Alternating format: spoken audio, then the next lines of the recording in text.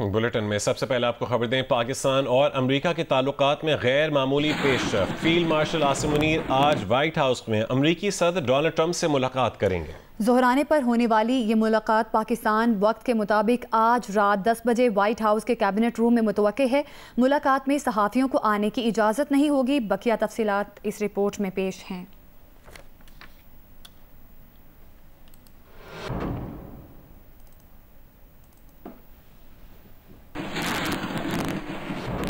संभालने के बाद अमरीकी सदर डोनाल्ड ट्रंप की किसी भी आला तरीन पाकिस्तानी शख्सियत से ये पहली मुलाकात है। फील्ड मार्शल आसिम मुनीर की अमरीकी वजीर खारजा मार्को रूबियो और वजीर दिफा पीट हेग्सेट से मुलाकातें भी शेड्यूल का हिस्सा है। इससे पहले आर्मी चीफ आसिम मुनीर ने वाशिंगटन DC में पाकिस्तानी अमेरिकन से खिताब किया था, जिसमें उन्होंने भारत पर जोर दिया कि वो खित्ते में अपनी इजारादारी मुसल्लत करने के बजाय एक मुहज़्ज़ब मुल्क की तरह पाकिस्तान के साथ बराबरी की सतह पर बातचीत करे। उन्होंने ये भी कहा कि इस्लामाबाद इसराइल के साथ जंग में ईरान की मजबूत हिमायत करता है और जंग के खात्मे की अमरीकी कोशिशों के साथ खड़ा है। आर्मी चीफ ने भारत के साथ होने वाली हालिया जंग की तफसीलात बताते हुए कहा कि भारत ने बैनुल-अक़वामी सरहद पार हमले करके एक नया नॉर्मल और ख़तरनाक मिसाल कायम करने की कोशिश की, लेकिन पाकिस्तान ने साबित किया कि वो भारतीय तसल्लुत के अज़ाइम का जवाब देने की सलाहियत रखता है। उन्होंने कहा कि दहशतगर्दी का सबसे ज़्यादा नुकसान पाकिस्तान को और सबसे ज़्यादा फ़ायदा भारत को हुआ है, इसीलिए भारत दहशतगर्दी के खात्मे में दिलचस्पी नहीं रखता। आर्मी चीफ आसिम मुनीर ने इंतहा पसंदी के मसले पर कहा कि 1970 की दिहाई में ऐसा कोई मसला नहीं था। मुहर्रम में हर फिरके के लोग शामिल होते थे। रावलपिंडी में मगरबी सयाह आज़ादी से घूमते थे। हमें वैसा ही पाकिस्तान वापस चाहिए। फील्ड मार्शल आसिम मुनीर ने सदर ट्रंप की जानिब से मसला कश्मीर उजागर करने का खास तौर पर जिक्र किया। ये भी कहा कि आइंदा चंद रोज में कई अहम वाक़यात रूनुमा होंगे। उन्होंने बताया कि पाकिस्तान क्रिप्टो काउंसिल और अमेरिकन क्रिप्टो काउंसिल का मुआहदा होगा। क्रिप्टो माइनिंग में पाकिस्तान किरदार अदा करेगा और मसनूई जहानत के डेटा सेंटर्स भी खोले जाएंगे। अमेरिकी सदर डोनाल्ड ट्रंप और भारतीय वज़ीर आज़म नरेंद्र मोदी के दरमियान टेलीफोन पर गुफ्तगू हुई है। भारतीय सेक्रेटरी खारिजा विक्रम मिस्री का कहना है कि मोदी ने ट्रंप को कहा, पाकिस्तान से तनाज़े पर भारत तीसरे फरीक की सालिसी कबूल ना करता है ना करेगा। विक्रम मिस्री का कहना है कि मोदी की ट्रंप से मुलाकात G7 इजलास की साइड लाइन्स में होना तय थी। ट्रंप की जल्द अमरीका वापसी के सबब मोदी की मुलाकात नहीं हो पाई। भारतीय सेक्रेटरी खारजा ने कहा है कि पहलगाम हमले के बाद ट्रंप ने मोदी को ताज़ियती टेलीफोन किया था और दहशतगर्दी के खिलाफ सपोर्ट का इजहार भी किया था। विक्रम मिस्री ने कहा कि पहलगाम वाक़े पर टेलीफोनिक राबते के बाद दोनों रहनुमाओं की ये पहली टेलीफोनिक गुफ्तगू है। मोदी ने ट्रंप से ऑपरेशन सिंदूर से मुतालिक तफसीली गुफ्तगू की।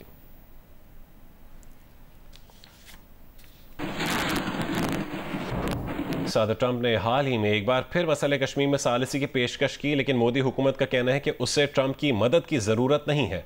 क्या सदर ट्रंप को जनूबी एशिया में अमन लाने के लिए मोदी की इजाज़त की ज़रूरत है? ये सवाल किया गया अमरीकी वज़ारत ख़ारजा की तर्जुमान टेमी ब्रूस से। Every country, as President Trump has stated, is a right to define its own future.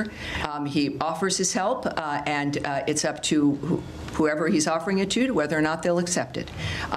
We live in a fascinating, exciting time where we've got a man who can make the difference, and he's generous about making that difference. He could have chosen to have this term be about anything other than peace and making America great again, but he's stuck with that. He's committed to that. It is part of his overall commitment to the country. So I would not speak to the nature of another country's decision making. That's up to them. But I think all of us are grateful that we have a president who's willing to help and wants to help. Iran ने वस्ती और शिमाली Israel पर operation वादा सादिक सोम की 10वीं लहर का आगाज़ कर दिया है। ईरानी मीडिया का कहना है कि ईरानी मिसाइलों ने कामयाबी के साथ इसराइली फौजी ठिकानों को निशाना बनाया है। पासदारान इनकलाब का कहना है कि रात गए इसराइल को फतेह 1 मिसाइल से निशाना बनाया है। इसराइली तल अबीब के मुज़ाफ़ाती इलाकों को खाली कर दें, उन इसराइली हवाई अड्डों को निशाना बना रहे हैं जहाँ से ईरान पर हमले किए गए। ईरान के फतह मिसाइलों ने इसराइली दिफाई निज़ाम को निशाना बनाया है। इसराइली फ़ज़ाई हुदूद पर मुकम्मल कंट्रोल हासिल कर लिया है। पासदारान पासदारान इंकलाब का कहना है कि इसराइल पर हमले में हाइपरसोनिक मिसाइल इस्तेमाल किए। इसराइल पर फतह 1 मिसाइलों से हमला किया। ईरानी अफवाज ने मकबूजा इलाकों की फ़ज़ाओं पर मुकम्मल कंट्रोल हासिल कर लिया है। इसराइली मीडिया का दावा है कि वस्ती और शिमाली इसराइल पर ईरान ने बैलिस्टिक मिसाइलों से हमला किया है। उधर ईरानी सिक्योरिटी फोर्सेस का कहना है कि तेहरान के जुनूब मगरबी कस्बे से इसराइल से ताल्लुक़ रखने वाला दहशतगर्द गिरोह गिरफ्तार किया गया है। गिरफ्तार दहशतगर्द गिरोह से धमाका खेज मुआद बरामद हुआ है। इसराइल ने ईरान पर हमले किए हैं। इसराइली फ़ौज का कहना है कि ईरानी दारुल हुकूमत तेहरान में हमले जारी हैं। तेहरान के डिस्ट्रिक्ट 18 के रिहायशी इलाका छोड़ दे।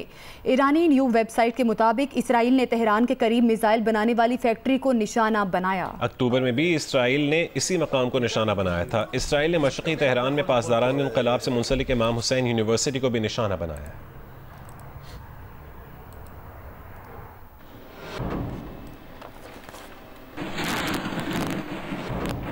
ईरानी सुप्रीम लीडर आयतुल्लाह खामेनाई ने कहा है कि हमें दहशतगर्द सेहूनी हुकूमत को भरपूर जवाब देना होगा। हम सेहूनियों पर कोई रहम नहीं करेंगे। ट्रंप, नेतन्याहू और इसराइली क़यादत की कत्ल की पे दर पे धमकियों के बाद आयतुल्लाह खामेनाई का पहला बयान सामने आया है। आयतुल्लाह खामनाई ने कहा है कि ईरान दहशतगर्द सेहोनी रियासत के खिलाफ भरपूर ताकत से कार्रवाई करे। सेहोनियों पर कोई रहम नहीं किया जाएगा। दूसरी जानिब खामनाई ने जंग से मुतालिक इख्तियारात पासदारान इंकलाब गार्ड्स की शोरा को मुंतकिल कर दिए। पासदारान इंकलाब गार्ड्स को जंग से मुतालिक अमूर पर मुकम्मल इख्तियार मिल गया।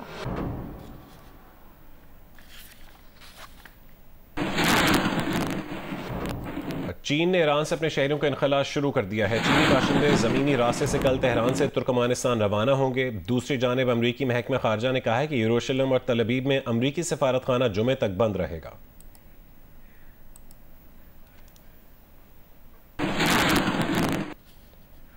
Chief justice of Pakistan justice Yahya Afridi Peshawar में तकरीब से खिताब कर रहे हैं। I was glad to find out that mashallah the project that they are undertaking is much better than the plan that we had envisaged, and there is no need for the Chief Justice to intervene because the provincial government has agreed to finance it totally. So you people are lucky that you have a government who's ready to finance the entire complex. I had given them the offer that if there is any shortcoming, we, the federal government, will also try to help you on. But they said, no, we can do it. So, mashallah, you have the funds. But now the responsibility is with you. And I met the president and I said, I met the entire cabinet yesterday. I'm narrating this particular incident to you. This is not Peshawar. This relates to every bar of Pakistan. If a development project is being pursued, let it happen. Don't pull it down. Try for a new one. But what is happening, don't hamper that. This is as far as the questions raised by my brother regarding the Wadi General Secretary had mentioned. We have got a lot of money, the Law and Justice Commission Fund. But there is a proper procedure to avail it. And it was not being utilized properly.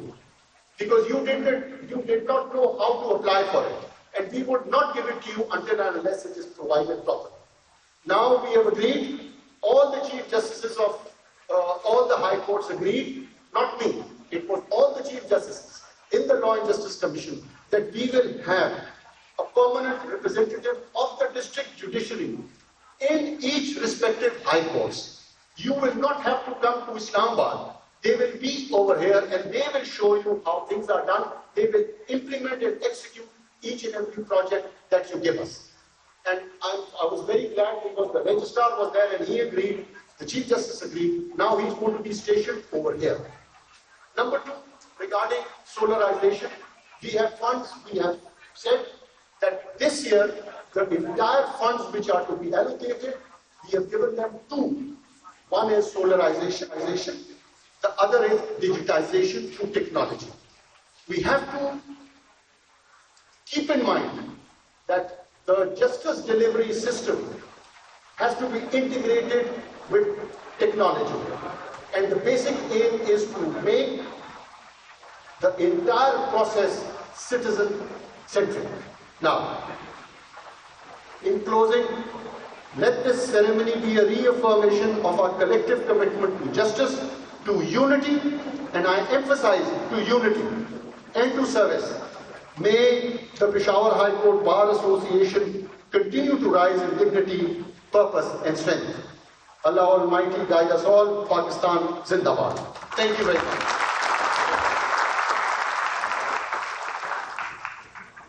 $20.9 million रुपए और गैर मद में 1 अरब 19 करोड़ रुपए। महकमा local government की तरक्की के लिए तरक्याती मद में 12.9 अरब रुपए और गैर तरक्याती मद में 42 अरब रुपए मुख्तस किए गए। महकमा मवासलात व तामीरात 66.8 अरब रुपए, गैर तरक्याती मद में 17 अरब 48 करोड़ रुपए मुख्तस किए गए। तरक्याती मद में 66.8 अरब रुपए और गैर तरक्याती मद में 17 अरब 48 करोड़ रुपए मुख्तस किए गए। अमन व अमान एक और सबसे बड़ा जो चैलेंज है सूबाई हुकूमत का, गैर तरक्याती मद में 83 अरब और 70 करोड़ रुपए, जबकि तरक्याती मद में 3 अरब रुपए रखे गए हैं। महकमा बोर्ड ऑफ रेवेन्यू के लिए गैर तरक्याती मद में 6 अरब 77 करोड़ जबकि तरक्याती मद में 3.9 अरब रुपए रखे गए। महकमा ट्रांसपोर्ट के लिए तर्जुमान बलूचिस्तान हुकूमत शाहिद रिंद वज़ीर आला पंजाब मरीम नवाज शरीफ की ज़ेर सदारत खुसूसी इजलास हुआ है। इजलास में Nawaz Sharif IT city project पर पेशरफ्त का जायज़ा लिया गया। Nawaz Sharif IT city special technology zone authority से मंजूर शुदा पंजाब का पहला इदारा बन गया है। नवाज शरीफ IT सिटी में दुनिया के बड़े और नामवर इंटरनेशनल IT ग्रुप्स दिलचस्पी का इजहार कर रहे हैं। नवाज शरीफ IT सिटी में पाकिस्तान की पहली जामे IT यूनिवर्सिटी कायम की जाएगी। वज़ीर आला मरीम नवाज शरीफ ने नवाज शरीफ IT सिटी के क़याम के लिए मज़ीद मौसर, तेज़ तर और ज़रूरी इक़दामात की ज़रूरत पर जोर दिया है।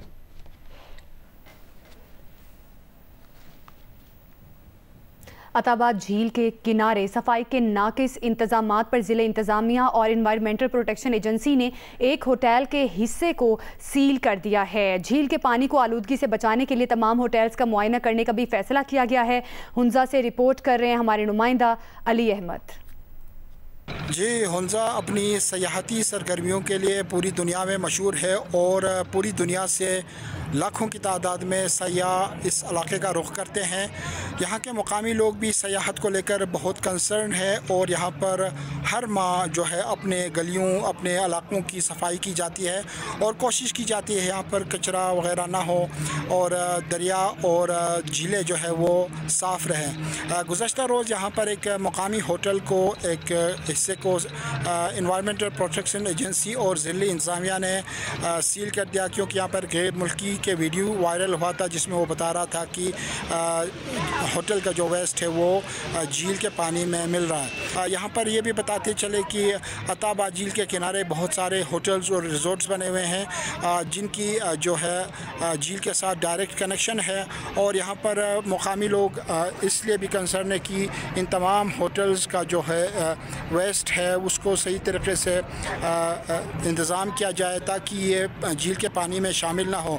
और साथ साथ यहाँ पर मुकामी लोग इसलिए भी कंसर्न है कि गांव में सीवरेज का निज़ाम ना होने के बायस यहाँ पर बहुत सारे घरों के जो वेस्ट है वो नदी नालों में गिरता है, जो कि आकर अताबाद झील में और फिर दरियाए सिंध में शामिल होता है। जी, तेहरान में पाकिस्तानी सिफारत खाने ने पाकिस्तानी शहरियों के लिए नई हिदायत जारी की हैं। पाकिस्तान के सफ़ीर मुदस्सिर टीपू का कहना है कि ईरान से रवाना होने वाले पाकिस्तानी शहरी अपने पासपोर्ट पर खरूज की मोहर लगवाना यकीनी बनाएं। मज़ीद तफसील जानेंगे जियो न्यूज़ के नुमाइंदे एजाज सैयद से। एजाज, क्या तफसील इस खबर की?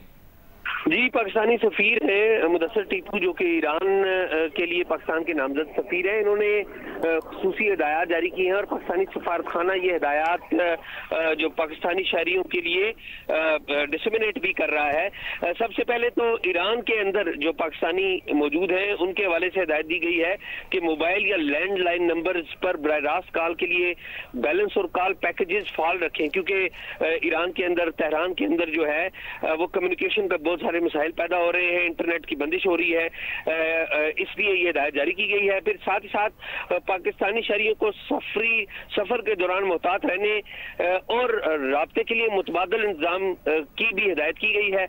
और ईरान से रवाना होने वाले पाकिस्तानियों को कहा गया है कि वो अपने पासपोर्ट पर खुरूज की मोहर लगवाना यकीनी बनाए। साथ ही साथ ये भी कहा गया है कि बॉर्डर बंद होने के औकात से पहले बॉर्डर क्रॉसिंग पॉइंट्स पर पहुंचे ताकि बर वक्त पाकिस्तान पहुंच सके। पाकिस्तानी सफीर मुदस्सर टीपू ने यह भी बताया कि राब्तों में दुश्वारी के बायस बॉर्डर हुकाम से बॉर्डर बंद होने के बाद राब्ता मुश्किल हो जाता है। तीसरे मुल्क से जाने वाले पाकिस्तानी शहरी मतलूबा वीजा हमरा रखें। साथ साथ ये भी कहा है मुदस्सर टीपू ने कि ईरानी सड़कों पर ट्रैफिक जाम के बायस सफर में तवील वक्त लग रहा है, मोबाइल फोन मुकम्मल चार्ज रखें। उन्होंने ये भी कहा कि बुजुर्ग शहरियों, ख्वातीन और बच्चों को सफर के दौरान। ठीक है, बहुत शुक्रिया आपका एजाज सैयद, आप हमें अपडेट कर रहे थे।